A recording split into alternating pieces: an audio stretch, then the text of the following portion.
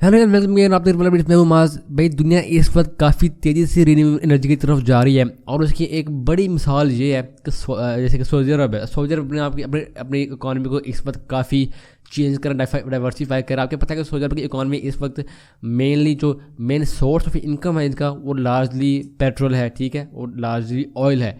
अब दुनिया बड़ी तेज़ी से इस वक्त रिन्यूएबल एनर्जी की तरफ जा रही है और ये चीज़ सऊदी अरब को पता है, मोहम्मद बिन सलमान को पता है कि आने वाले वक्त में उनके पेट्रोल की कोई कीमत नहीं रहेगी, कोई वैल्यू नहीं रहेगी, ये बहुत जल्द ऑब्सोलीट हो जाएगा। और इसलिए वो इसका एक मुतबादिल सोच रहे हैं। और मुतबादिल ये है कि उन्होंने जितना पैसा उनके पास पड़ा है वो सारा का सारा अपनी इकॉनमी को मॉडिफाई डाइवर्सिफाई करने के लिए चेंज करें इस टाइम। अब आपने देखा होगा कि उन्होंने काफ़ी स्पोर्ट्स इवेंट्स करवा रहे हैं, एजुकेशन पर पैसा खर्च कर रहे हैं, इंफ्रास्ट्रक्चर पर पैसा खर्च कर रहे हैं, बिजनेस एंड डेवलपमेंट तमाम चीज़ें इस वक्त पैसा खर्च कर रहे हैं सिर्फ इसलिए कि वो अपने पेट्रोल से अपने इन्हिसार को कम करके ईवी की तरफ यानी कि रीन्यूएबल एनर्जी की तरफ लेके जाएं। अब इसकी हालिया मिसाल एग्जांपल अपडेट ये है कि होंडाई।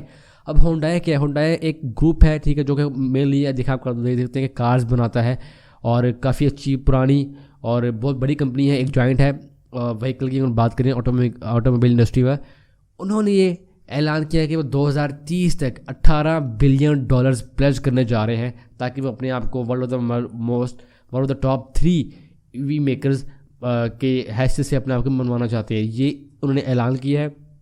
और जो सीईओ हैं इसके आइसन जंग, उन्होंने यही बात ऑफिशियली कह दी हुई है कि वो $18 बिलियन इन्वेस्ट करेंगे हर सूरत में बाय द एंड ऑफ 2013 ताकि वो एक ग्लोबली रिकग्नाइज किए जाएं ईवी मैन्युफैक्चरिंग में, अपने आप को एक ग्लोबल पावर के तौर पर लाना चाहती हैं सामने।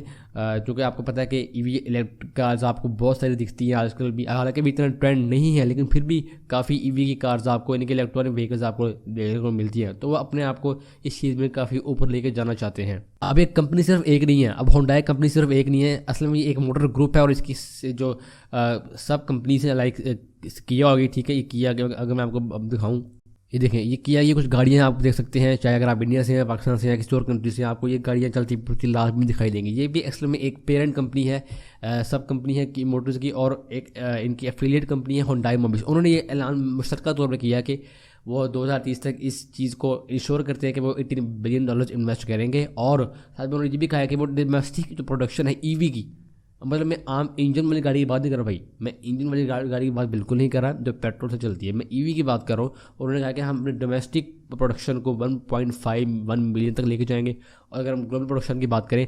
3.64 मिलियन यूनिट तक वो अपनी इस प्रोडक्शन को लेकर जाना चाहते हैं।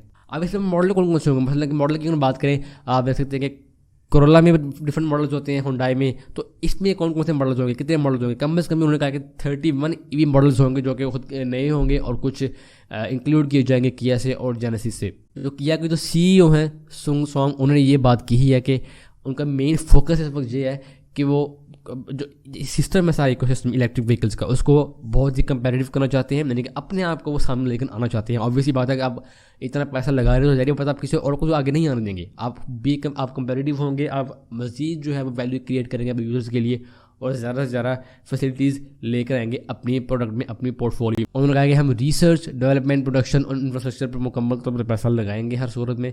और बाय द एंड ऑफ 2030 हम भाई उनका ये मिशन है कि हम one of the top 3 EV auto makers बनना चाहते हैं। अब लास्ट ईयर होंडाई की से मजीद बात करें, लास्ट ईयर होंडाई ने कम से कम $16 बिलियन सिर्फ ईवी से कमाया है। यानी कि अगर हम ईवी की बात करें, हम अगेन मैं पेट्रोल इंजन की बात नहीं कर रहा जिसकी अभी काफ़ी डिमांड है, इसकी भी काफ़ी यूजेज है और अभी मुकम्मल तौर पर ऑब्सोलीट नहीं हुई और इसको इतना जल्दी ख़त्म करना भी इतना आसान नहीं है। कम से कम $16 बिलियन का उन्होंने प्रॉफिट कमाया है मैन्युफैक्चरिंग से ईवी कार्स की। और अगर मैं 2022 की बात करूँ और 2021 में उन्होंने ऑलरेडी ये बात अनाउंस कर दी हुई है कि वो यूएस में अपना बिजनेस एक्सपैंड करने के लिए by the end of 2025 $7.4 billion invest करेंगे। अब यानी कि इतनी बड़ी बड़ी अमाउंट्स इन्वेस्ट की जा रही है। आपको पता होगा कि टेस्ला भी एक कंपनी है जो कि काफ़ी गाड़ियाँ बना चुकी है इलेक्ट्रिक व्हीकल्स, और ये one of the world second richest man जो कि इलॉन मस्क हैं, वो ये कंपनी ओन करती है, ये कंपनी उनकी है। और उन्होंने काफ़ी सारी बहुत सारी टेस्ला की कार्स बनाई हैं, साइबर ट्रक हो गया और उस तरह की बहुत सी सेडान एंड एसयूवीज उन्होंने बनाई हैं। और वो काफ़ी अपने आप को ग्रो कर रहे हैं इस चीज़ में, और ये काफ़ी बड़ी कंपनी है, ठीक है। इसके साथ साथ अब ये भी एक जॉइंट है और बहुत सारे जॉइंट्स साथ। जब अभी इसका मतलब क्या है, इसका मतलब देखिए यही है कि आप इस पूरे मामले की सीरियसनेस को चेक करें कि किस तरह से वाकई ये बात श्योर है, ये श्योर है कि ये जो पेट्रोल है आपका ये ऑब्सोलीट होगा, और 2030 और से 35 तक आप बड़ा चेंज देखेंगे अपनी ऑटोमोबाइल इंडस्ट्री में और दुनिया में। यानी कि दुनिया कैसे अपने आप को रिन्यूएबल एनर्जी, मतलब कि सोलर से बनाएगी एनर्जी, यानी कि इलेक्ट्रीफाइड एनर्जी, ठीक है। इस तरह की चीज़ें आपको 2030 से 35 तक दिखाई देंगी। अब अगर हम बात करें हुंडई का, सिर्फ अकेला मिशन नहीं है ये, हुंडई का अकेले का ये बिल्कुल भी मिशन नहीं है। साउथ कोरिया के जो प्रेसिडेंट है इस वक्त, जो साउथ कोरिया के प्रेसिडेंट हैं, ठीक है, यून सक, उन्होंने ये बात कही है, उन्होंने बाकायदा इस चीज़ को अपनी कैंपेन का हिस्सा बनाया है कि वो जो साउथ कोरिया को बाय द एंड ऑफ 2035 मुकम्मल तौर पे कंबशन इंजन बैन कर देंगे। अब कंबशन इंजन मतलब पेट्रोल इंजन जो आप चलाते हैं, इसको कंबशन इंजन बोलते हैं, ये इसको मुकम्मल तौर पर बैन कर देंगे। यानी कि साउथ कोरिया में आपको बाय द एंड ऑफ 2035 कोई भी आपको गाड़ी पेट्रोल वाली नहीं मिलेगी।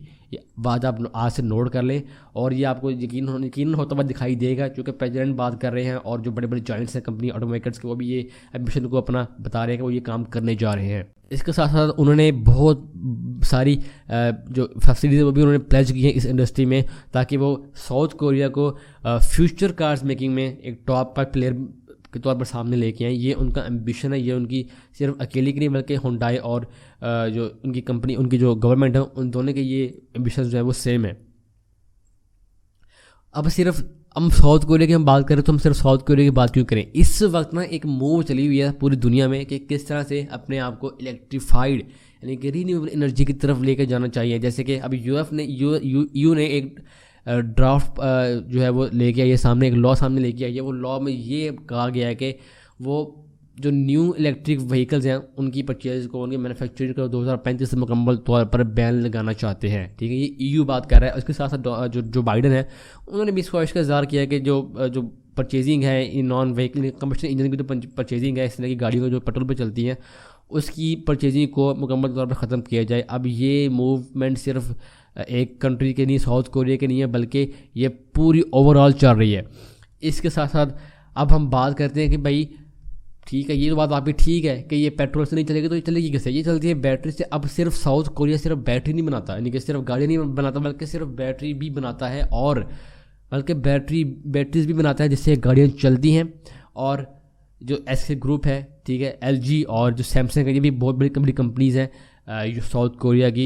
ये इंटरनेशनल कंपनीज है, क्योंकि आम कंपनीज नहीं है, ये इंटरनेशनल कंपनीज़ हैं। और जो कंट्री है वो इनको बूस्ट करता है, इनको जो है वो न्यू एक्सटेंशन जारी किए हैं कि आप इस चीज़ को अश्योर करें, मेक श्योर करें कि बैटरीज़ की कमी ना हो, इनकी प्रोडक्शन ज़्यादा से ज़्यादा हो, और अपने आप को बैटरीज़ के प्रोडक्शन में भी बाय द एंड ऑफ 2030 एक टॉप पे खिलाड़ी के तौर पर लेकर आया जाए। तो भैया साउथ कोरिया ने इस वक्त फुल अपनी मुहिम पे जुड़ा हुआ है, और उन्होंने ये बड़े बड़े ऐलान किए हैं, और कंपनीज़ ने भी, इतनी बड़ी बड़ी कंपनीज़ ने भी ये बात की है कि वो $18 बिलियन जो है by the end of 2013 invest करने जा रहे हैं। और उनकी गवर्नमेंट के भी यही कुछ इनिशिएटिव्स हैं, यही कुछ मोटिव्स हैं। तो देखते हैं कि 2030 तक आपको क्या मिलता है। वैसे मैं अगर अपनी बात करूँ तो हम अभी भी आप देखते हैं कि सड़क में काफ़ी हाइब्रिड कार्स आपको देखने को मिलती है, जा रही होती है डिफरेंट कंपनी से। तो ये चीज़ आहिस्ता आहिस्ता इवॉल्व होगी, आहिस्ता आहिस्ता डोमिनेट करेगी मार्केट को, और आपको बिल्कुल भी पेट्रोल गाड़ियाँ, डीजल गाड़ियाँ जो आपको देखने को नहीं मिलेंगी। मे भी शायद इन बड़ी व्हीकल्स हैं उनमें आपको देखें तो शायद कोई अजीब बात नहीं होगी, लेकिन अगर छोटी कार्स हैं, एसयूवी, सेडान वगैरह, ये आपको इलेक्ट्रीफाइड होती हुई लाजमी दिखाई देंगी, ठीक है। ये आप एश्योर कर लें, बात आप नोट कर लें, ये ऐसा होता दिखाई देगा आपको। तो देखते हैं कि हम आने वाले वक्त में अपनी ज़िंदगी में, अपनी लाइफ में इस चीज़ को कितना चेंज होता हुआ देखते हैं। कितनी गाड़ियाँ बड़े बड़े छोटे स्टार्टअप्स भी हैं जो कि इस तरह के इनिशिएटिव्स ले रहे हैं। तो हम अपनी आंख रखें इस चीज़ पर, और जैसी कोई अपडेट आएगी, मज़ीद कोई बड़े बड़े जाइंट्स और भी हैं जो कि इस तरह के काम करते हैं, और अगर दोबारा इस तरह कंपनी से कोई खबर आई तो हम आपसे ज़रूर शेयर करेंगे। तब तक के लिए बने रहिए, जमे रहिए, अपना ख्याल रखिएगा, एंड गुड बाय।